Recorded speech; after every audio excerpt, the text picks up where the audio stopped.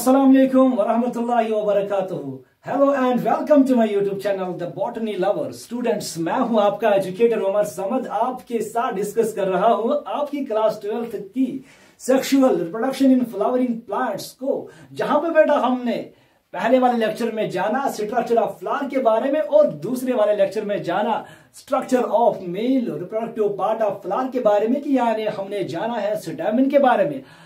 जहां पे हमने बेटा ये जाना कि स्टैमेन के पास दो पार्ट्स होते हैं, एक होता है फर्टाइल पार्ट, दूसरा होता है स्टेराइल पार्ट। जो स्टेराइल पार्ट होता है बेटा इसको हम फिलामेंट कहते हैं, और जो फर्टाइल पार्ट होता है, जो मोस्ट इंपॉर्टेंट पार्ट होता है, जहां पे माइक्रोस्पोर्स डेवलप होते हैं, जहां पे पोलन ग्रेन्स बनते हैं, जिसको हम एंथर कहते हैं। हाँ बेटा, आज के इस लेक्चर में हमें जानना है बहुत कुछ इसी एंथर के बारे में। स्टार्ट करने से पहले बेटा आपसे रिक्वेस्ट करते हैं कि अगर आप हमारे चैनल पे नए हैं तो हमारे चैनल को जरूर और जरूर सब्सक्राइब कीजिएगा। और बेटा डिस्क्रिप्शन में बेटा आपके लिए पहले दो वीडियोस की लिंक दी गई है, तो आप वहां पे जाइए, पहले उन दो लेक्चर्स को देख के आइए। स्टूडेंट्स, हम जानते हैं कि जो male reproductive part of flower होता है, जिसको हम स्टैमेन कहते हैं, इसके पास दो पार्ट्स होते हैं। ये डिफरेंशिएट हम कर सकते हैं दो पार्ट्स में, जहां पे एक स्टॉक लाइक स्ट्रक्चर होता है जो स्टेराइल टिश्यू का बना हुआ होता है, जिसको हम फिलामेंट कहते हैं, और उसके ऊपर एक नॉब लाइक स्ट्रक्चर होता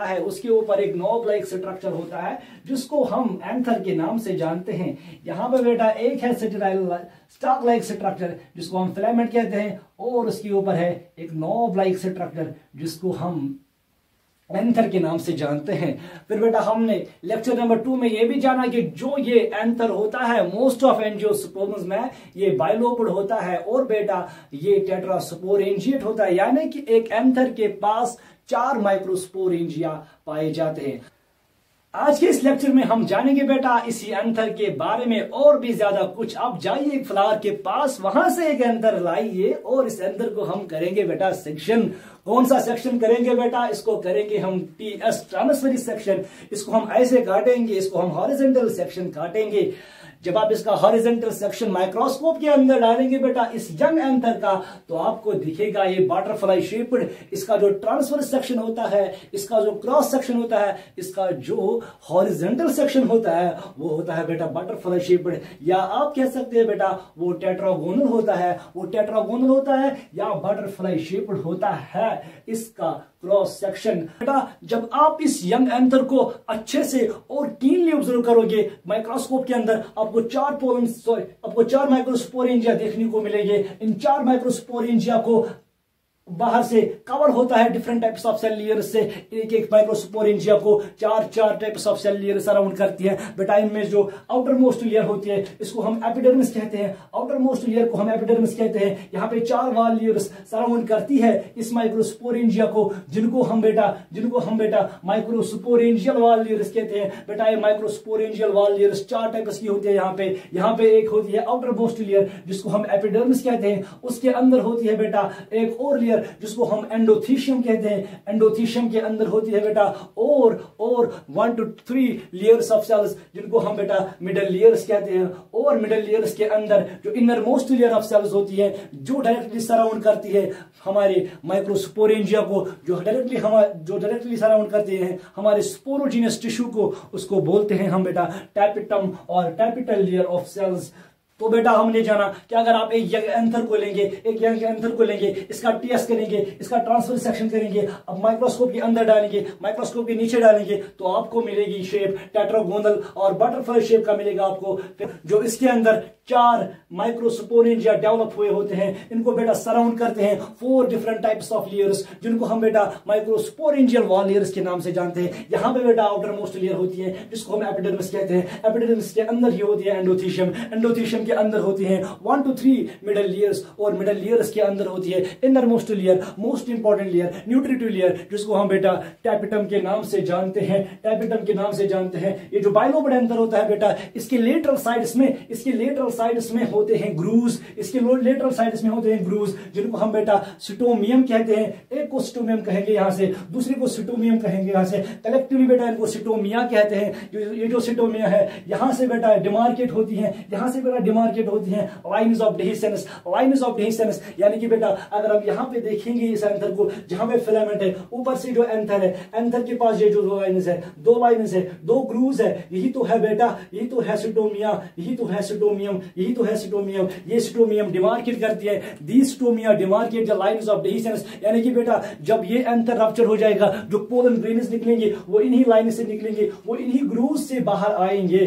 बेटा इसके बाद हम बेटा काम करेंगे, हमारे पास जो 4 माइक्रोस्पोरेंजिया डेवलप हो रहे हैं, हम एक माइक्रोस्पोरेंजिया को लेंगे, इसको एक माइक्रोस्पोरेंजिया को यहां से लेंगे, उसको उठाएंगे, इसको डालेंगे माइक्रोस्कोप के नीचे, माइक्रोस्कोप के नीचे इसको ऑब्जर्व करेंगे, देखेंगे इसके पास कितने टाइप्स ऑफ सेल्स है, किस किस तरह की सेल्स है, एपिडर्मल सेल्स अगर है, अगर एपिडर्मिस है इसके पास, एंडोथीशियम है, मिडल लेयर्स है, टैपेटम है, कौन सेल कैसी है, किस सेल का कौन सा फंक्शन है। बेटा आप लाएंगे एक माइक्रोस्पोरेंजियम को टेट्रास्पोरेंजिएट एंथर से काट के और इसको प्लेस करेंगे हम माइक्रोस्कोप के नीचे। ये जो माइक्रोस्कोप के नीचे रखा हुआ हमारे पास माइक्रोस्पोरेंजियम है बेटा, इसका जो आउटलाइन है माइक्रोस्कोप के नीचे हमें इसकी शेप सर्क्यूलर देखने को मिलेगी। हमने बेटा पहले एंथर का क्रॉस सेक्शन किया था, जो हमें टेट्रागोनल मिला था, जो हमें बटरफ्लाई शेप मिला था, लेकिन बेटा हमने जब माइक्रोस्पोरेंजियम को माइक्रोस्कोप के नीचे रखा तो बेटा हमें मिली सर्क्यूलर आउटलाइन। इसकी जो आउटलाइन होती है माइक्रोस्कोप के नीचे वो होती है सर्क्यूलर। तो बेटा हम एक माइक्रोस्पोरेंजियम को उठाएंगे इस टेट्रास्पोरेंजिएट एंथर से और बेटा इसको प्लेस करेंगे हम माइक्रोस्कोप के नीचे, इसको हम ऑब्जर्व करेंगे। बेटा इसके पास 4 टाइप्स ऑफ वॉल लेयर्स होंगी, जिनको हम माइक्रोस्पोरेंजियल वॉल लेयर्स कहेंगे, जिनके पास जिनमें एपिडर्मिस होगा, जिनमें एंडोथीशियम होगा, जिनमें होगा मिडल लेयर्स और इनके पास होगा टैपेटम। जब इसको हम माइक्रोस्कोप के नीचे रखेंगे बेटा हमें ये सर्क्यूलर शेप का मिलेगा। इसका जो आउटलाइन है माइक्रोस्कोप के नीचे ये हमें सर्क्यूलर मिलेगा। बेटा हम बेटा पहले बात करेंगे इसके एपिडर्मिस की। एपिडर्मिस जो होती है इस माइक्रोस्पोरेंजियम की, it is the outer most covering of this microsporangium. Developing microsporangium का आउटर मोस्ट लेयर जो है वो एपिडर्मिस है बेटा। वो ये एपिडर्मिस जो होता है ये सिंगल लेयर्ड होता है, इसको हम यूनिसीरिएट भी कहते हैं। बेटा इस एपिडर्मिस का काम क्या होता है? इसका काम होता है to protect the developing microspores which are developing inside the microsporangium. जो वाले माइक्रोस्पोर्स यहाँ पे यहाँ पे डेवलप होते हैं इनसाइड दिस माइक्रोस्पोरेंजियम, इनको प्रोटेक्ट करना है, इनको प्रोटेक्ट करेगा बाहर से ये एपिडर्मिस। लेकिन बेटा जब आप जाएंगे ऑर्सिथोबियम के पास, ऑर्सिथोबियम जो आपका पैरासिटिक प्लांट है जिसको हमने लास्ट लेक्चर में सुना था, जहां पे मोनोथीकस और मोनोस्पोरेंजिएट एंथर होता है, इसकी जो एपिडर्मिस है एपिडर्मल सेल्स में जो सेल वॉल्स होते हैं उनके सेल वॉल्स में होते हैं बेटा फाइब्रस बैंड्स, जिसकी वजह से बेटा जो इनके एपिडर्मल सेल वॉल्स होते हैं बेटा वो थिक होते हैं। और यहाँ पे इसकी एपिडर्मिस को हम एपिडर्मिस नहीं कहते हैं, इसकी एपिडर्मिस को हम एक्सोथीशियम कहते हैं। तो बेटा हमने समझा जो एपिडर्मिस होती है ये सिंगल लेयर्ड होती है, यूनिसीरिएट होती है और आउटर मोस्ट कवरिंग होती है ऑफ दिस डेवलपिंग माइक्रोस्पोरेंजियम। और बेटा हमने ऑर्सिथोबियम को सुना, ऑर्सिथोबियम में जो एपिडर्मल सेल्स के सेल वॉल्स होते हैं इनके अंदर होते हैं फाइब्रस बैंड्स, जिनकी वजह से ये इनका एपिडर्मिस थिक वॉल्ड होता है और इसको हम एक्सोथीशियम के नाम से जानते हैं। और इस एपिडर्मिस का काम होता है प्रोटेक्ट करना है इस माइक्रोस्पोरेंजियम को। एपिडर्मिस के अंदर बेटा जब आप जाएंगे तो आपको मिलेगी और एक लेयर ऑफ सेल्स जिसको हम कहते हैं एंडोथीशियम। जो एंडोथीशियम होती है बेटा it lies inner to epidermis, ये एपिडर्मिस के अंदर होती है और इसके जो सेल्स होते हैं ये रेडियली इलोंगेटेड होते हैं, हॉरिजॉन्टली इलोंगेटेड होते हैं बेटा, और ये थिक वॉल्ड भी होते हैं और इनके इनर साइड में इनके इनर वॉल्स जो है, इनकी जो इनर टेंजेंशियल वॉल्स है ये वाले वॉल्स है, यहां से बेटा अराइज होते हैं फाइब्रस बैंड्स, यहां से बेटा फाइब्रस बैंड्स अराइज होते हैं। उन बैंड्स को हम नाम देते हैं एंडोथेशियल बैंड्स। और इन फाइब्रस बैंड्स, ये जो फाइब्रस बैंड्स है ये बने हुए होते हैं अल्फा सेलुलोज के। ये फाइब्रस बैंड्स जो इनर टेंजेंशियल वॉल से अराइज होते हैं और आउटवर्ड की तरफ जाते हैं, यहां से उतरे, यहां से ये अराइज होंगे, इनर टेंजेंशियल वॉल से अराइज होंगे और आउटवर्ड जाएंगे। इन बैंड्स को हम बेटा कहते हैं एंडोथीशियल बैंड्स। ये बने हुए होते हैं बेटा अल्फा सेलुलोज के और जिसकी वजह से ये फाइब्रस बैंड्स हाइग्रोस्कोपिक बनते हैं। अल्फा सेलुलोज करता है वाटर को रिटेन, या हाइग्रोस्कोपिक होते हैं। जब वाटर को रिटेन करता है ये कभी कंट्रैक्शन करता है तो कभी रिलैक्सेशन करता है। ये एंडोथीशियम जो है बेटा, ये इस माइक्रोस्पोरेंजियम के ये चारों की चारों माइक्रोस्पोरेंजिया को कवर करता है इनर टू एपिडर्मिस। लेकिन बेटा जो आपके सिटोमियल रीजन है, जो सिटोमियम है लेटरल साइड से, वहां पे उन पॉइंट्स पे जो एंडोथीशियल सेल्स है उनमें फाइब्रस बैंड्स आपको देखने को नहीं मिलेगी। वहां पे जो एंडोथीशियल सेल्स है वो थिन वॉल्ड होती हैं। क्यों होती है बेटा? क्योंकि वहां से लाइन ऑफ एडहेसिव मार्क होती है, वहां से एंथर को रप्चर होना है, वहां से पोलन ग्रेन्स को डिस्पर्स करना है हमें, इसीलिए तो होते हैं वहां के एंडोथीशियल सेल्स में एब्सेंस ऑफ दीज एंडोथीशियल बैंड्स। और बेटा हमारे पास जो क्लिस्टोगैमस फ्लावर्स होते हैं, क्लिस्टोगैमस फ्लावर्स बेटा ऐसे फ्लावर्स होते हैं जो कभी एंथीसिस नहीं दिखाते हैं, जो कभी ओपन नहीं होते हैं। इन कंट्रास्ट बेटा हमारे पास दूसरा ग्रुप ऑफ फ्लावर्स भी है जिसको हम बेटा चेस्मोगेमस फ्लावर्स होते हैं, जहां पे एंथीसिस होती है। एंथीसिस मतलब बेटा ओपनिंग ऑफ फ्लावर, जहां पे फ्लावर्स ओपन होते हैं। लेकिन क्लिस्टोगेमस फ्लावर्स ऐसे होते हैं जहां पे फ्लावर्स ओपन नहीं होते हैं। इन फ्लावर्स में क्या होता है बेटा, इनका जो एंथर होता है, उस एंथर के अंदर जो माइक्रोस्पोरेंजिया होते हैं, उन माइक्रोस्पोरेंजिया के अंदर जो एंडोथीशियम होता है, उन एंडोथीशियल सेल्स में ये फाइब्रोस बैंड्स प्रेजेंट नहीं होते हैं। जब फाइब्रस बैंड्स प्रेजेंट नहीं होते हैं, जब फाइब्रस बैंड्स प्रेजेंट नहीं होते हैं तो अल्फा सेलुलोज वहां पे नहीं होगा। जब अल्फा सेलुलोज नहीं होगा तो हाइग्रोस्कोपिक नहीं होंगे। जब हाइग्रोस्कोपिक नहीं होंगे तो वहां पे कंट्रैक्शंस और रिलैक्सेशंस नहीं होंगे, तो वहां पे एंथर डेहिसाइज नहीं होगा। और बेटा वहां पे जरूरत भी नहीं है, वहां पे सेल्फ पॉलिनेशन होती है। इसीलिए तो वहां पे एब्सेंस ऑफ एंथर डेहिसेंस है, क्योंकि बेटा वहां पे एंडोथीशियल बैंड्स एब्सेंट होते हैं।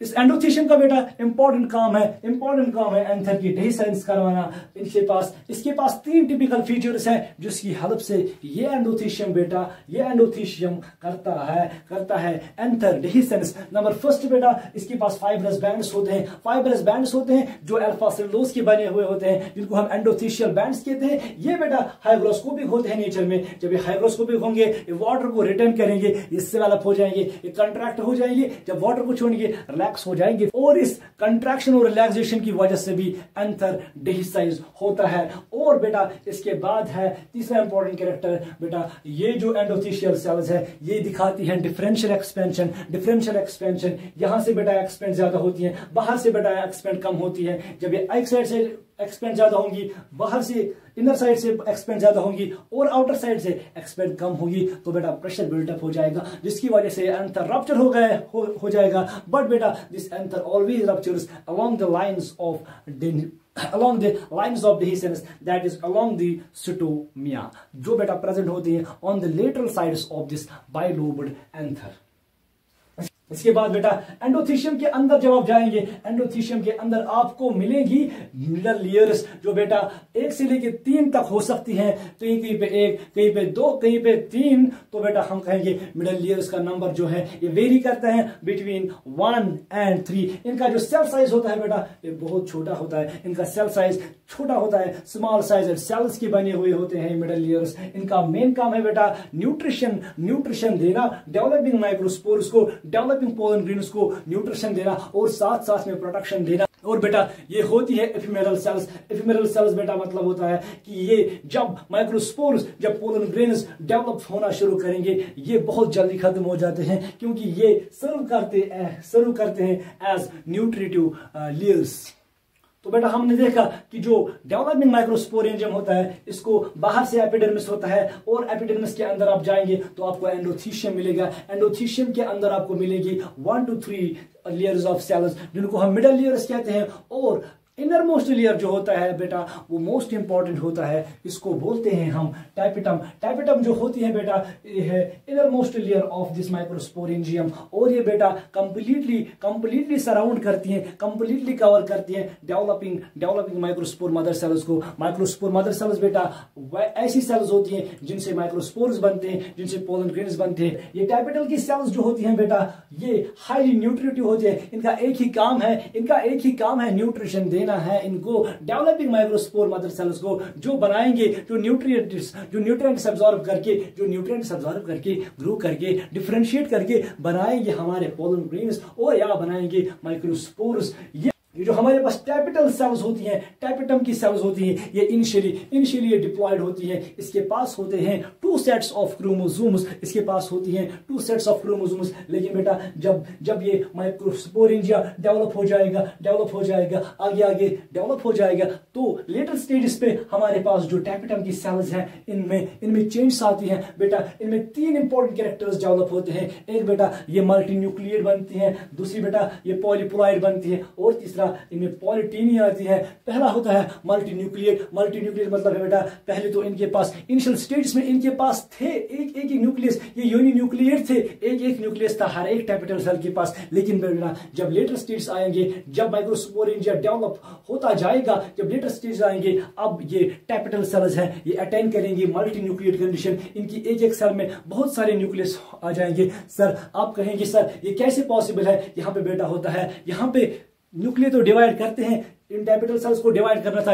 इन्होंने पहले न्यूक्लियर को डिवाइड किया, लेकिन ये सिर्फ न्यूक्लियस को ही डिवाइड कर पाते हैं। यानी कि बेटा ये सिर्फ कैरियोकाइनेसिस ही कर पाते हैं, लेकिन कैरियोकाइनेसिस के बाद इनको साइटोकाइनेसिस भी करनी थी, इनको सेल वॉल भी डिवाइड करना था, लेकिन ये वो नहीं कर पाते हैं। इसलिए यहाँ पे बेटा karyokinesis is not followed by cytokinesis. तो बेटा यहाँ पे एक कंडीशन डेवलप होती है मल्टीन्यूक्लिएट की। इसके बाद बेटा इनके पास होती है, और इनके पास होता है एक और टिपिकल फीचर जिसको हम पॉलीप्लॉइड कहते हैं। यानी कि बेटा इनके पास 2 से ज्यादा सेट्स ऑफ क्रोमोसोम्स पाए जाते हैं।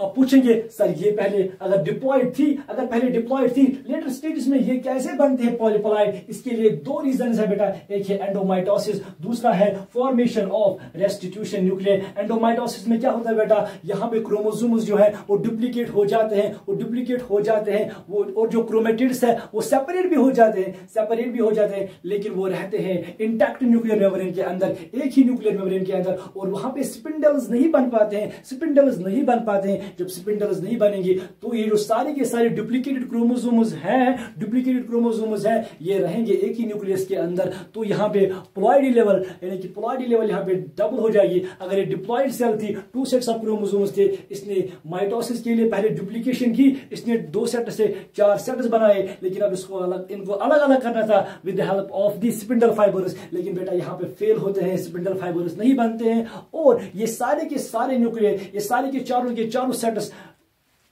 जाते हैं एक ही न्यूक्लियस में। इसकी वजह से इनमें आती है बेटा पॉलीप्लॉइडी। दूसरा होता है बेटा रेस्टिट्यूशन न्यूक्लियर में भी बेटा डीएनए अच्छे से बिल्कुल ठीक तरीके से डुप्लीकेट हो जाता है। एनाफेज तक तो सेल साइकिल ठीक ठाक चलता है, लेकिन बेटा अब इनको जाना था 2 डिफरेंट सेल्स में, 2 डिफरेंट डॉटर सेल्स में, लेकिन बेटा ये जाती है एक ही सेल के अंदर, एक ही न्यूक्लियस के अंदर, जहां पे फिर से प्लॉइडी लेवल इंक्रीज हो जाती है। और तीसरा इंपॉर्टेंट कैरेक्टर जो है इनका बेटा वो है पॉलीटीनी होता है। सिंपली बेटा इनका जो डीएनए कंटेंट है वो इंक्रीज होता है। क्रोमोसोम नंबर नहीं, क्रोमोसोम नंबर इनका सेम रहता है, लेकिन बेटा इनका जो डीएनए कंटेंट इस पॉलीटीनी की वजह से इनमें इंक्रीज होता है। पॉलीटीनी में डीएनए कंटेंट इंक्रीज होता है। तो हमने बेटा समझा जो टैपेटम है inner most layer of the developing microsporangium है बेटा, ये हाईली न्यूट्रिटिव है, और इसके सेल्स जो हैं जो इनिशियली डिप्लॉयड होते हैं, लेकिन बेटा लेटर ऑन ये इनमें टिपिकल फीचर्स आते हैं। इनमें 3 इंपॉर्टेंट फीचर्स आते हैं। पहला बेटा यहाँ पे मल्टी न्यूक्लिएट कंडीशन अराइज होती है, बिकॉज ऑफ द रीजन बेटा यहाँ पे कैरियोकाइनेसिस फॉलोड बाय साइटोकाइनेसिस नहीं होता है। और दूसरा इंपॉर्टेंट कैरेक्टर बेटा यहाँ पे प्लॉइडी लेवल इंक्रीज होती है। रीजन 2 हमने बताया बेटा, एक एंडोमाइटोसिस और दूसरा फॉर्मेशन ऑफ रेस्टिट्यूशन न्यूक्लियर, और तीसरा बेटा इंपॉर्टेंट यहाँ पे पॉलीटीनी हो जाती है। पॉलीटीनी मतलब इनका जो डीएनए कंटेंट है वो इंक्रीज हो जाता है। बेटा हमारे पास जो टैपेटम है inner most layer of this microsporangium, इसके ब्रॉड 2 टाइप्स है। एक को हम बोलते हैं बेटा इन्वेसिव टैपेटम, और इसको हम पेरिप्लाज्मोडियल टैपेटम भी बोलते हैं, और साथ में हम इसको बेटा बोलते हैं एमीबॉइड टैपेटम। ये टैपेटम जो है बेटा ये 20% ऑफ एंजियोस्पर्म्स में पाया जाता है बेटा, कि ये less common type of tapetum है जो एंजियोस्पर्म्स में पाया जाता है। लेकिन बेटा दूसरा टाइप जो है जिसको हम पैराटल टैपेटम भी बोलते हैं, जिसको हम ग्लैंड्यूलर टैपेटम भी कहते हैं, और जिसको हम सिक्रीटरी टैपेटम भी कहते हैं बेटा, ये मोस्ट ऑकरिंग टैपेटम है in case of the angiosperms. बेटा कहते हैं कि 80% ऑफ एंजियोस्पर्म्स में आपको ग्लैंड्यूलर और सिक्रीटरी और पैराटल टैपेटम देखने को मिलेगा। इन्वेसिव टैपेटम जो होता है बेटा, यहाँ पे इसकी कैरेक्टरिस्टिक क्या है, जो इनकी टैपेटल सेल्स होती है ये अर्ली स्टेजेस में, जब माइक्रोस्पोरेंजिया, जब माइक्रोस्पोर्स डेवलप होने लगते हैं अर्ली स्टेजेस में ही ये टैपेटल सेल्स क्या करती हैं बेटा, ये अपना सेल वॉल डिग्रेड करते हैं, ये अपना सेल वॉल ब्रेक डाउन करते हैं। जब ये अपना सेल वॉल ब्रेक डाउन करते हैं, इनके अंदर का प्रोटोप्लाज्म बाहर आ जाएगा और ये जब घुस जाएगा स्पोरोजेनस टिश्यू में, ये घुस जाएगा माइक्रोस्पोरेंजियम के अंदर और ये मिल जाएगा किनके साथ, माइक्रोस्पोर मदर सेल्स के साथ, और ये बनाते हैं एक मास like structure inside this microsporangium, जिसको हम बेटा पेरिप्लाज्मोडियम कहते हैं। इसीलिए तो हम इसको बेटा बोलते हैं पेरिप्लाज्मोडियल टैपेटम। बेटा ये जो टैपेटम है, ये जो इन्वेसिव टैपेटम है, ये जो पेरिप्लाज्मोडियल टैपेटम है, या हम कहेंगे ये जो अमीबॉइड टैपेटम है, ये प्रिमिटिव टाइप ऑफ टैपेटम है एंजियोस्पर्म्स का। आप अगर देखेंगे प्लांट्स में, अगर आप टाइफा देखेंगे या एलिस्मा देखेंगे या ट्रेंडस्केंशिया देखेंगे, इन प्लांट्स में आपको देखेगा, इन प्लांट्स के माइक्रोस्पोरेंजिया में अगर आप जाएंगे तो वहां पे बेटा मिलेगा आपको मिलेगा ये इन्वेसिव वाला टैपेटम। लेकिन बेटा अगर हम पैरेटल टैपेटम की बात करेंगे, ग्लैंडुलर टैपेटम की बात करेंगे, या हम इस सेक्रेटरी टैपेटम की बात करेंगे, जो मोस्ट ऑकरिंग टैपेटम है एंजियोस्पर्म्स में, यहाँ पे क्या होता है बेटा, जो सेल्स होती हैं ये इंडिविजुअली लॉस्ट नहीं करती हैं, ये अपनी इंडिविजुअलिटी लॉस्ट नहीं करती हैं, इनके सेल वॉल्स डिग्रेड नहीं होते हैं till the end of the development of these microspores और द पोलन ग्रेन्स। ये मेंटेन करती है अपनी इंडिविजुअलिटी को, या अपने सेल वॉल को डिग्रेड नहीं होने देती हैं। और इन सेल्स के अंदर क्या होता है बेटा, इन सेल्स के अंदर जो साइटोप्लाज्म होता है, इनमें ग्रैन्युलर स्ट्रक्चर्स बनते हैं, इन टैपेटल सेल्स में, इन सेक्रेटरी टैपेटल सेल्स में, इन ग्लैंडुलर टैपेटल सेल्स में, या इन पैरेटल टैपेटल सेल्स में जो साइटोप्लाज्म होता है, साइटोप्लाज्म के अंदर बनते हैं ग्रैन्युलर स्ट्रक्चर्स जो लिपिड रिच होते हैं, उनको हम बेटा कहते हैं प्रोयूबिश बॉडीज,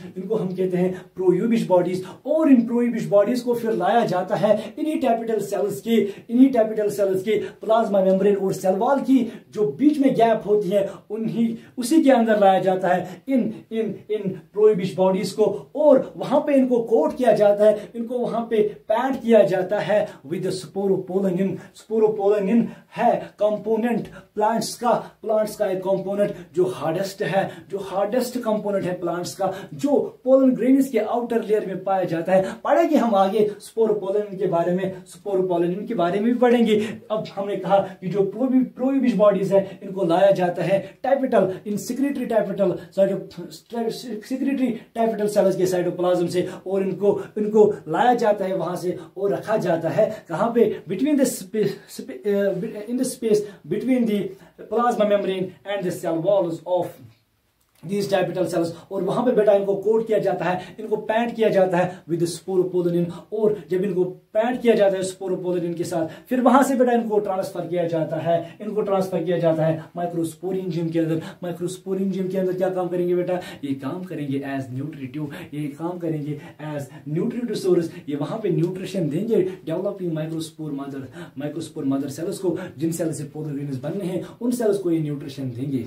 तो बेटा हमने कहा हमारे पास दो टाइप्स ऑफ टैपेटम है, एक इन्वेसिव है, दूसरा पैरेटल है। इन्वेसिव बेटा जो है वो प्रिमिटिव टाइप है, जो पैरेटल है बेटा ये हमारे पास जो है एडवांस्ड टाइप है। अगर हम पैरेटल की बात करेंगे, ये कहां पे पाया जाता है, हमारे पास एक प्लांट है जिसको हम बेटा नाइजेला कहते हैं। नाइजेला जो प्लांट है बेटा इसको हम कॉमनली कलूंजी कहते हैं। अब बेटा अगर हम कैप्सुला की बात करेंगे, कैप्सुला बर्सा पेस्टोरिस, जिसका पूरा नाम कैप्सुला बर्सा पेस्टोरिस है, जिसको हम शेफर्ड स्पर्स कॉमनली कहते हैं, कश्मीरी में बेटा इसको क्रलमुंड कहते हैं। इसका जो टैपेटम है वो पैरेटल है या ग्लैंडुलर है या सेक्रेटरी है, बट ये वाला जो टैपेटम है ये ज्यादा एडवांस्ड है, इसीलिए तो पाया जाता है मेजॉरिटी ऑफ केसेस में एंजियोस्पर्मी के 80% एंजियोस्पर्म्स में यही वाला टैपेटम पाया जाता है। तो बेटा आज के लेक्चर में हमने जाना जो माइक्रोस्पोरेंजियम है, इसके अराउंड 4 लेयर्स होती हैं। एक होती है एपिडर्मिस, इसके अंदर होती है एंडोथीशियम, फिर अंदर जाएंगे वहां पे 1 to 3 मिडल लेयर्स, और उसके बाद मिडल लेयर्स, और उसके बाद जाएंगे अंदर वहां पे टैपेटम। तो टैपेटम को हमने डिस्क्राइब किया, इसके 2 टाइप्स है, एक इन्वेसिव है और एक पैरेटल है। कल के लेक्चर में बेटा हम जानेंगे इस टैपेटम का रोल क्या है प्लांट्स में, इसकी फंक्शंस को जानेंगे। तो बेटा हमने कंप्लीट किया आपका male reproductive part of flower जो है, स्टेमन जो है, इसको हमने कंप्लीटली डिस्क्राइब किया आपके साथ। इसके बाद बेटा हम डिस्कस करने वाले हैं आपके साथ development of this pollen grain. हमने बाहर से देखा एंथर कैसा है, हमने बाहर से देखा स्टेमन कैसा है, इसके पास दो पार्ट्स थे, फिलामेंट था और इसके पास एंथर था। फिर हम